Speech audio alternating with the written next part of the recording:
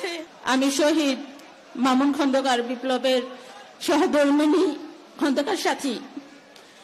আমি এখানে বাসা হারিয়ে ফেলছি। আমার ছোট ভাই, আমার আপা যা বলে গেল তার সন্তানের জন্য আমি কি বলবো। আমার চারটি সন্তান রয়েছে। আমার ছোট বাচ্চার বয়স যখন 10 মাস 3 দিন, তখন আমার হাজবেন্ড মারা যায়। আমি 4 আগস্টের কথা বলছি, যখন উনি আমার কাছ থেকে শেষ বিদায় নিয়ে যায়, তখন ভোর 6টা বাজে।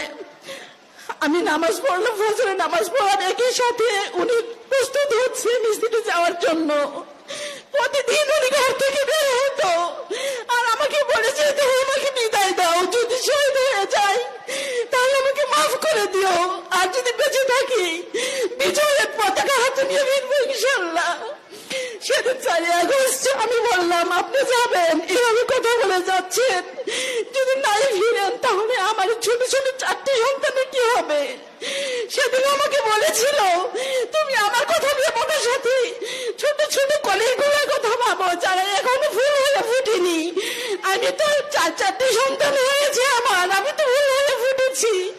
তারা এইভাবে যদি রক্ত ঝরাতে পারে, আমি একটি দলের কর্মী, আমি আসলে সাধারণ সম্পাদক স্বেচ্ছাসেবক দলের, আমি কিভাবে ঘরের ভিতরে থাকবো তুমি আমাকে বলো।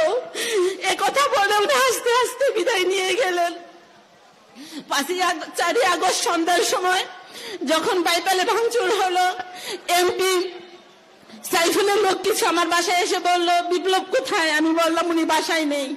5 আগস্ট যেন তাকে মিছিলে না দেখি, যদি সে যায় তাহলে তার প্রাণের হুমকি আছে।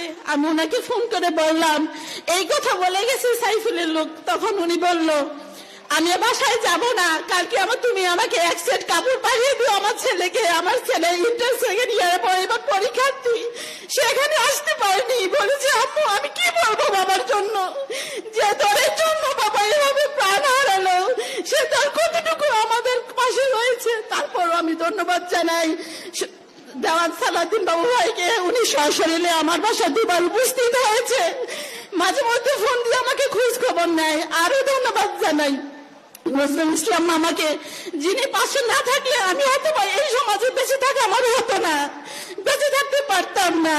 5 আগস্ট 8:30 থেকে আমি ওনার 1 সেট কাপড় পাঠিয়ে দিলাম আর ওনাকে বললাম, আজকে কারফিউ, আপনি কেন মিছিলে নামছেন? উনি বলছেন, আমাকে মাফ করে দিও, যদি বেঁচে থাকি তাহলে দেখা হবে বিজয়ের পতাকা হাতে নিয়ে। বিজয় হলো, কিন্তু আমার হাজবেন্ড আর ফিরে আসলো না। আমার 5 মাসের বাচ্চা, ছোট বাচ্চাটা বয়স এখন 5 মাস, সে তার বাবার মিছিলের ছবি দেখে আর বলে, বাবা বাবা, সে বাবার আদর থেকে বঞ্চিত। আমার এই লাইফে আমি তার দীর্ঘ সময় থেকে কিভাবে বাবার আদর থেকে বঞ্চিত করে রাখছি সেটা আমি জানি। আল্লাহ রাব্বুল আলামিন যেন আমার সন্তানদেরকে মানুষ করে তৌফিক দান করেন। আমি ধন্যবাদ জানাচ্ছি তারেক রহমানকে, যে কিনা আমাদের মনে কিছু কষ্ট অনুভূতি প্রকাশ করার এই সুযোগটুকু করে দিয়েছেন।